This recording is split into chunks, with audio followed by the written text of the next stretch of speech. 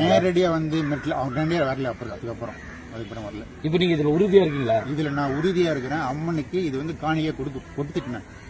அம்மன் அருள் எனக்கு கிடைக்கணும்ன்றது எனக்கு காணியை கொடுத்து. ஐயா, அது பூர்வீக சொத்தா இல்ல நீங்க சம்பாரிச்சது? நானே சம்பாரிச்சது சொத்து. பூர்வீக சொத்து கிடையாது. இருந்து வந்த பிற்பாடு வாங்கினேன். சரிங்க.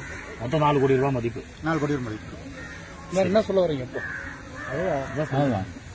அது அம்மனுக்கு சேரணும். யாரு வந்து இடையில வந்து போடக்கூடாதுன்றதுனால அம்மன் கண்டிப்பா சேர்ந்து ஆகணும். அது அம்மன் அருள் வந்து எங்க பரம்பரை கிடைக்கணும். சரிங்க. இப்போ நீங்க உங்களுக்கு வயசு இப்போ நீங்க எப்படி சாப்பிடுறதுக்கான நீங்க அடுத்த கட்டமா உங்களுக்கு இப்படி அடுத்த கட்டமா வந்து நான் வந்து எங்க பங்காளிங்க இருக்கிற இடத்துல போயிடுவேன். நான் உங்களுக்கு வேற ஒரு விதமான சோர்ஸ் இருக்குங்களா? எனக்கு வந்து பென்ஷன் வருது. ஒரு 60,000 இருந்து 70,000 பென்ஷன் வருது. எனக்கு ஒரு ஆளுக்கு வந்து ஒண்ணு ப்ராப்ளம். சரி ஓகே. சரி ஓகே. அதுக்கடுத்து வந்து மிரட்டல் ஏதாவது உங்களுக்கு இருக்குங்களா? இல்ல இப்போ இது இல்ல. இப்போ நான் வந்து எனக்கு பங்காளிங்க இருக்கிறாங்க, என் தம்பி பையன்லாம் இருக்காங்க. அவங்க கிட்ட நான் வந்து சரி ஓகே.